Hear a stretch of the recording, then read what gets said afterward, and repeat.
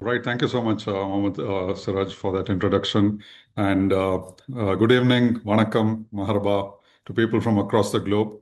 Nice to be connecting and nice to see many known faces, Mr. Ali Akbar, Dr. Shahul Hamid. Nice to see all of you again. I know it's a very difficult session to handle. There are two difficult sessions in any event. One is a session that happens after lunch, and then the last session, because we are all, kind of waiting to move out, or some of them might be really hungry. They want to get to dinner. If any of you want to have your dinner, since your cam is already turned off, please go on, right? I don't want to stop you from doing that. But at the same time, ingest knowledge as much as you ingest food. I'm going to share my screen. Let's get quickly into this because I have 20 minutes at hand, and I'll try to see if I can wind up ahead of that. Just give me a second, sharing my screen. Hope you can see my screen. I'm just going full screen now. Yes, sir. We can see. Right, right. Thank you. Again, once again, thank you, Mr. Mohammed, for that introduction. I also run two other ventures, which is called Space NXT Labs. I'm an aerospace engineer turned AI consultant and AI founder as well. I also research in the domain of artificial intelligence. I noticed that you mistakenly called me doctor, but that will become true next year, most probably. I'm in my final year of my doctoral research as well. So when I started with AI, let's say this was more than 2 years ago, normally I used to introduce what is artificial intelligence, what is machine learning, what is NLP, all these concepts. But today's audience, you already know AI and you have already started utilizing AI knowingly or unknowingly. So I'm not going to delve into basic questions, but let's look at what is the reality today. And I'm going to keep this session interactive, which means that if you are viewing this session on your laptop screens, then you might also have to use your mobile phones for what is going to come up next. So please keep your phones ready and make sure it is connected to the internet.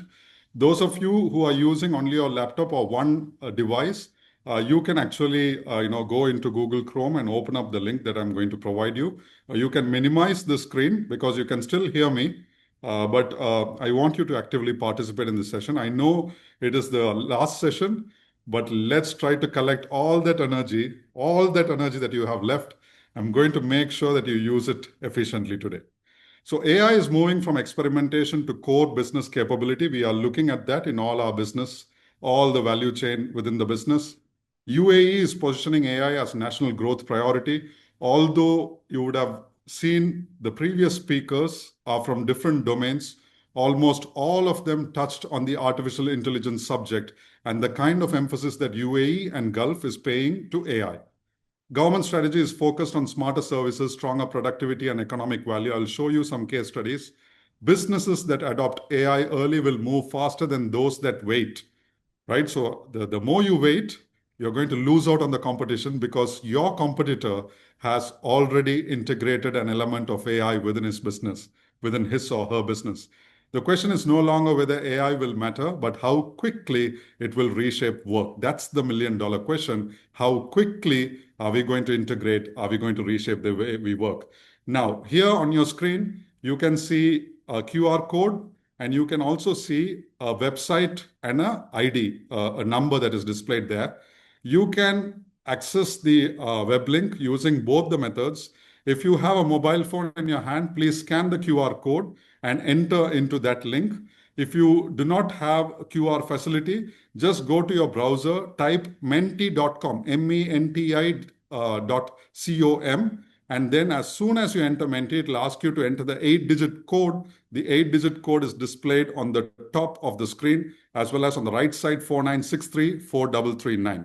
Right, so you can see, I can already see people have joined. I want all of you to join because this is very important for me. And this is important for the kind of research work that I'm into, trying to study how AI is being implemented. Now, question is very simple. You have to enter into your screen what are the AI tools that you use at work. It can also be basic chat GPT, right? So we all use different types of tools. It can be ChatGPT, you're using Gemini, Nano Banana, Claude. You're using basic generative AI tools, or you're using advanced tools. You might be using anything to integrate your CRM, or you might have used some AI within your ERP. Any tool that you can think of that is being used, either by you or by your colleagues at work. Please enter that. And you can see the result on the screen, because today I want you also to go with the knowledge of what this room has done in terms of AI implementation. I think we are 50 plus audience, right? So you will know what the other colleagues or peers in this room are actually using at the moment, right? So so we only have 3 or 4 entries. Keep adding your entries. So I can see Gemini, I can see Google. Within Google, it's primarily Gemini, which is going to be the Gen AI tool. And within that, you can you can use Notebook LM, you can use Nano Banana, depending upon what kind of function AI is helping you out. I can see ChatGPT, Gemini, Claude, DeepSeek, Perplexity, right? So all those are good. But see, last year, 2025, was the year of generative AI. So we were looking at so many Gen AI tools that you are right now listing on the screen. But this year is the year of agentic AI, which means that your business should be already transforming to agentic AI. If you're only at the Gen AI stage, then that is not enough, right? I will tell you what is the basic difference between Gen AI and agentic AI. Although this crowd might be a mixed crowd, some of you might actually know what it is. Most of you might not be using it, right? So I will tell you. But before I tell you, I want you to look at these case studies that I have shown you. I'll be happy to share this presentation in case any of you want to go through this. In fact, the Menti code also takes you to my presentation. Nevertheless, I will share this if you want to go through these case studies. You can see if you call any bank in the UAE, I'm pretty sure it's the same case in Saudi, Qatar, other parts of Gulf, and other developed nations as well. If you call any bank today, it is very difficult to talk to a human agent. Most probably, it's an AI agent that is answering you. If you have to talk to a human agent, you will have to spend more time or you will have to spend more money on arriving at a human agent. So, human agents have become very expensive today because AI agents are available at a cheaper cost. So, you can see within banks, AI is already integrated. Even if you go to the bank's customer portal, you have an AI agent that is helping you out even in creating your complaint. And you can see Etisalat. Etisalat is a very large telecom service provider in the UAE. They already have AI support and they are working on AI agents. You have finance operations using AI RPA. You have AI governance, which is led by CAIOs, which means Chief AI Officers. In larger businesses, this is becoming a very important role today. It's called a Chief AI Officer. Just like a Chief Executive Officer, Chief Operation Officer, we have CAIOs working in larger firms today. So you can see even for operations, they use co-pilots. Co-pilots are similar to any Gen AI that you're using. It can be ChatGPT, it can be Claude, it can be your Gemini, whatever it is. And I promised you I'll tell you the difference between Gen AI and agentic AI. Very simple difference. If you go to an AI tool and if you ask something and if it generates content for you, it can be a text content, it can be image, it can be content, it can be a code, or it can be music, right? So today AI creates or generates new content. Anything that generates new content is Gen AI. Now, between AI chatbots and AI agents, the biggest difference is that if you go to ChatGPT and if you ask ChatGPT to plan a travel for you, right? So let's say you're planning to go to a trip to the UK and you want ChatGPT to create an itinerary for you, it will actually do that, right? So that is basically an AI chatbot or an LLM that is helping you out. Now, if you go to the agent and ask it to perform the same action, what it can do is that, provided you have given permissions to it, it will go ahead and it will book the flight for you. It will go ahead and it will book the hotel for you. So there is certain level of autonomy at which agentic AI tools operate. Whereas a ChatGPT just generates content and gives it to you so that you can take decision on top of it. Whereas an agentic AI will already take the decision for you based on your behavior, and then it will give you the final tickets, right, for you to travel. So it is actually solving many problems in just one single step. So Gen AI just gives you an output. Agentic AI takes decision on your behalf. Next time someone asks you what is the difference between Gen AI, agentic AI, you should be able to say this clear difference. Now, coming to tools, because I'm pretty sure most of you wanted to understand about tools. 20 minutes is not enough for me to show tools. Every tool that you see here, I can take a session for 1 hour minimum. ChatGPT itself, we can do up to 16 hours, right? That's the kind of training programs that I normally provide. So you can see here for every purpose within work and even your personal day-to-day activity, you can use AI. You can see there are so many chatbots, image creation tool. Today we saw so many of them using Nano Banana, using Gemini to create their images, right? So we have started using AI to create presentations, to create images, to create text, to create emails, right? Everything. And you can see in a single snapshot, I have compiled all the tools that are available in today's market. But I can assure you within the next 3 months, this list will be entirely different because that is the pace at which AI is growing today. Let us go back to question. I want you to interact. I can see 16 people have joined into this particular link, the Menti link. So those who have not joined, please go to menti.com and type in the code 4963439. Do you think your work can be replaced by AI? I have asked so many questions in my training sessions, workshops, webinars, seminars. I have asked many different type of questions, and so many questions are outdated today. I don't ask them anymore, right? I don't go and ask people, do you use AI? Because that has become outdated. 90% of them would say yes. But this still remains a big question. Not many of us know whether this is true or not. So you can see even today, there is an equal combination of yes and no, right? That confusion still exists. And this is going to keep changing. As I go into my next slides, your trust on AI systems is going to become better. And in certain cases, your trust might also reduce because of what AI can do, because AI has both negative and positive, right? This is just for your reflection. Even in a very short sample size today, we can see people who just say yes and no and maybe, right? And all of them are true. It depends upon how you are using, how you are tackling AI within your business. Now, once you know the tool that you're going to use, and then once you have the budget to buy or procure these tools, the next step will be integration. And integration is not very easy. I just want to show that in a slide. And I should be thankful of Gemini because it basically created this for me. Right? This entire presentation, I did some research, I gave some input, and I was able to generate this complete slide using Nano Banana on Gemini. You can also try using it, right? So first of all, within your business, you need to identify high impact use cases.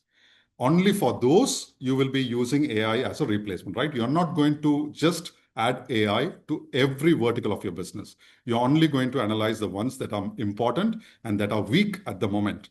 Assess the data readiness. When I go to a lot of corporates for data transformation, I see that they are not even collecting good data in the first place. If you're not collecting data within your organization, AI cannot do anything, right? So assessing data readiness is very important. Redesign the process by which data enters the system and gets out of the system. Set governance and risk controls. It is very important for you to have accountability, for you to have governance and policy around AI.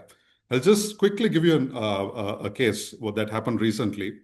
A very large automobile firm was tricked into selling a car for $1 by using the AI chatbot that is available on their website. This is a very large car company, right? So some of you might be owning a car from this company. So since AI made this decision of selling a car for $1, my question is very simple. Who is responsible for this? Is it the person who created the AI chatbot? Is it the person who developed the website? Is it the IT team? Is it the digital transformation team? Is it the manager or is it the C-suite of the company themselves? Who is responsible? So when such big problems happen, people will start pointing hands at each other, but their governance document doesn't say who is responsible for what because they don't have a governance in the first place. So these are all gaps. Run a pilot and measure the results. When you plan to procure an AI tool, you should have 2 or 3 options. Run pilots for each of these and then select the best option for you. Scale and upskill your team. Make sure that your team is upskilled and skilled on the use of AI tools and data analysis, right? So what I'm saying here is that there are so many human elements in this entire flow chart. This entire flow chart cannot depend on AI, which means that you are still important in your business, provided you're more intelligent than AI systems, right? So let's Look at the next slide. So we are coming to the last slide. This is nearly the last slide because I just wanted you to understand what is AI, what is an AI system, how much of that are we using today, what is essentially the steps involved in AI integration within your business, and coming to this final question, which part of the AI integration curve do you belong to? Right? So you can, those who are not on Menti, go to menti.com, type 4963439. You will be able to see this slide. Just answer the question whether you are an advanced user, you're starting to use, moderate, my work doesn't require AI. So I slowly see that my work doesn't require AI. Mostly doesn't have any kind of audience affirmation on that, right? Because slowly everyone knows that even using a mobile phone means that you're using AI. So you can't actually function without using AI. And I can also see most rooms I'm present, the majority are people who are starting to learn, right? It is very important that you start to learn. It's very important that you took the step of learning and also attending sessions like this. And then slowly you will go to your matured curve. And advanced users, I'm really happy for you because you are currently a very small percentage of global population who know to use AI, right? So that is a consolation for you. And for those who are starting to learn to use AI, you can always reach out to me, or there are so many experts across the globe. I'm available on LinkedIn. I'm available. I have my own website. I can show that to you. But keep learning, right? Today's session, don't just stop with observing. Just go and share about this session with your peers. Talk to your friends, your family, your children, your parents, your siblings, your people at work. Ask them how much of it they are actually using because you might be able to help each other. And that is the starting stage of transformation, right? AI success is not about doing everything at once. It is about starting with the right use cases and building the readiness to scale. So you have to identify the use case. And obviously, you might need some expertise for that. And people like me are always available for that in case any of you have any requirement. My website is gaurishankars.com. You can always reach out to me there, or you can reach out to me on LinkedIn. I keep sharing a lot of information, tips on using AI, especially for personal productivity. You can reach out to me there. Thank you for the opportunity, Sibec, and good luck to you and well-organized event. I know it's heading till after 9 or 9:30 in other parts of the world, but I know that it has also added so much value to people. Thank you so much. Wow. Thank you very much, Mr. Gowri. What a timing. I'm really happy that we are closing 8:23 now in Saudi Arabia, 9:23 in UAE, and the rest goes on. Thank you. It was really powerful. And what has attracted me, you know what? It's not AI, it's your voice. Thank you, Mohammed Suraj. It's your voice which is more powerful than AI. Thank you very much for giving us all about AI, menti.com, and a lot more to learn from you. Thank you very much. Any more questions from Mr. Gowri? Please raise your hand and unmute yourself to answer so that he can answer you. Amazing. Yes, Mr. Bhaskar, Dr. Bhaskaran. Sir, I am Dr. Bhaskaran, sir, from Joint Director from Indices Department, sir, Government of Tamil Nadu. Wow. Yes, Yes, sir, doctor, I want go to ahead. know, yes, sir, in startups, we are using AI. Actually, in India, we have more than 2 lakh startups. And in Tamil Nadu alone, we have 14,000 startups. So, because of this, whether any failure of startups will be there because all are innovating and starting an industry, but everyone is telling AI will lose the job if you do any activity. If you see, all are related with AI nowadays. Even drawing, in engineering drawing, I am doing robotics. I am doing in my BE. That also, you no need to do design and all. If you give data, automatically it is coming. So research community, every community are now. They are very afraid because of AI whether their job will get loose, and the innovation part and all also it will have a question like that, sir. So what is Okay. your opinion about that, sir? Thank you, Dr. Bhaskaran. Really valuable question. I get this question a lot as well. So what is becoming increasingly important today, right, is that I also work with Startup Tamil Nadu, mentoring some startups. So I'm aware about the ecosystem as well, what's happening there. So what is happening is that today it has become more important for us to grow human intelligence capacity. When I say that, I'm talking about critical thinking skills, creativity, the ability to innovate outside the box, because AI actually can give you so many ideas.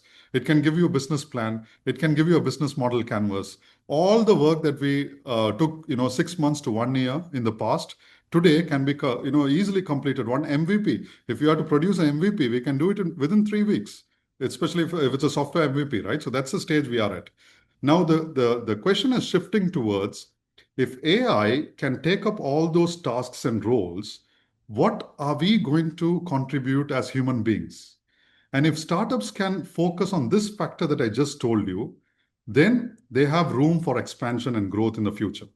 If startups are merely wrapper startups, when I say wrapper startups, what they're doing is that they are just using a ChatGPT, OpenAI, LLM or API, and they are building something on top of that. Those startups eventually can fail because these larger companies can easily absorb that as a new feature within the new tool, right? So ChatGPT gets updated every day. So they will actually add a new feature, and that will actually kill a very large business. And as we speak, every 30 seconds, we have a new AI business that is being launched in the market. So by the time I started this speech and I finished this, there are already 100 startups in the market. So I agree with you that startups are going to face a very dynamic scene, but the way to go will be focusing on human skills. What is inherently human? What is that AI cannot think for human beings? For example, being conscious, being compassionate. Can we have startups working on this? That's the million-dollar question. Nevertheless, anyone who is working on coding side, on building new LLMs, linking, let's say, linking quantum and AI. It's a very new field. I'm working with AI and quantum, both the domains. So if they can work on those niche domains, then they will have more room to expand. Coming to the research community, I'm also researching. Today, my research is supported by AI, but I'm trying to take an ethical decision as to where to use AI and where not to use. So if you're a researcher, you have to understand AI ethics before you can implement it. And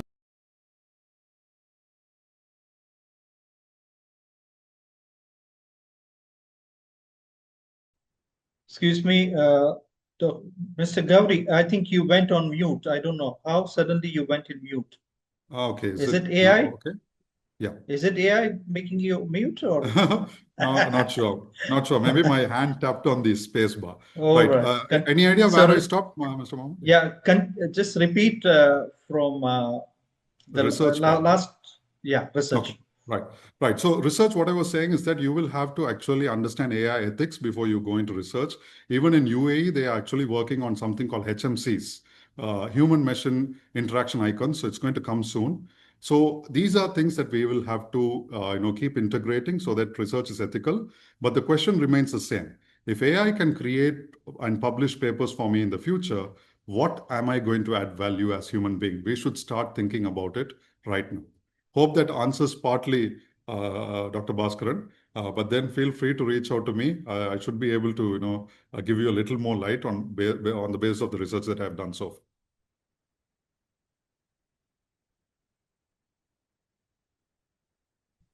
Thank you very much, Mr. Gowri. Any more questions before we close the day? For next 1 minute, we have 8:30 in Saudi Arabia, 9:30 in UAE. Any more questions? And I would like to If thank not, all the 50 people who stayed behind. Thank you. yeah. Yes, Mr. Abbas, mashallah, very happy to see you. He's very strong pillar of our Saudi team as well. Abbas, you have a question?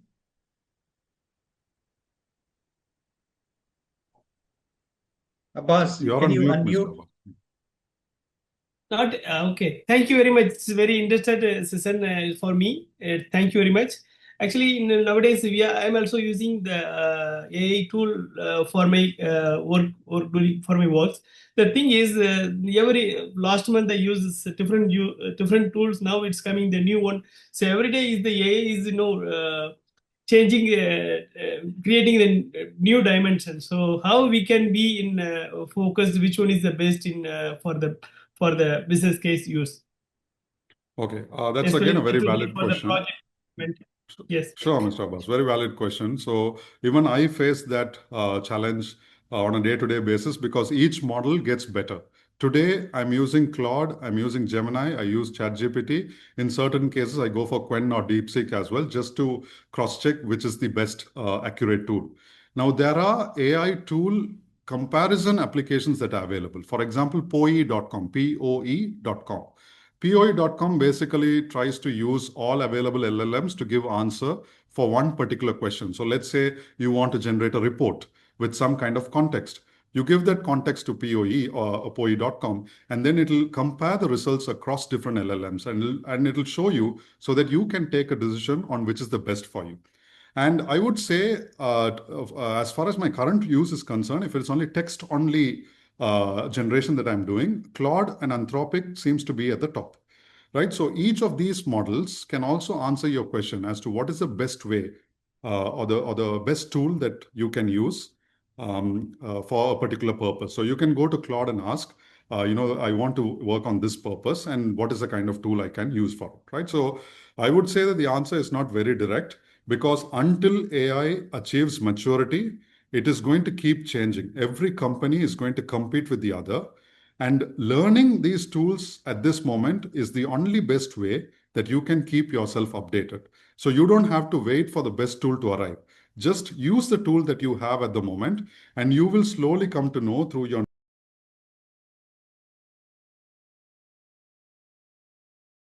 Sir, again, you are on mute. Mr. Gowri, you're on mute, please.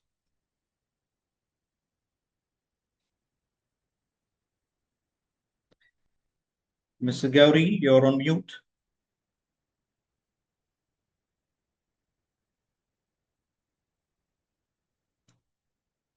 Hello.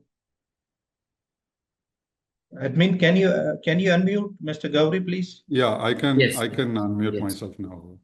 Yeah. Sorry, Mr. Mohammed. So it got muted. I think it was saying that host permission. So yeah, of course. So that's the answer. So keep yourself. You should keep using the tools, and slowly, as the tools become more matured, there will be a point of time where you can simply use one AI tool to get all the work done. But till then, it's going to be a learning curve.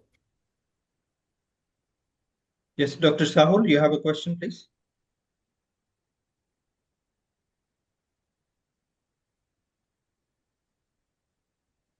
Yes. Assalamu alaikum.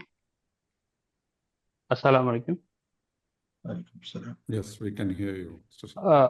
Yeah, so as a startup, if I'm going to have one startup in Gulf region, so if any customer I'm going to attract for providing the services, so obviously it could be like enterprise level solution I have to go to provide.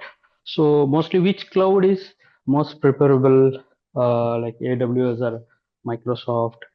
I think these two are leading, and to my knowledge, like I'm in the perspective, Microsoft could be the good solution, enterprise level to the customers. So, what your suggestion? Right, Mr. Shah. So the answer would be similar to the previous question, right? So we have today Yes. cloud services competing with each other.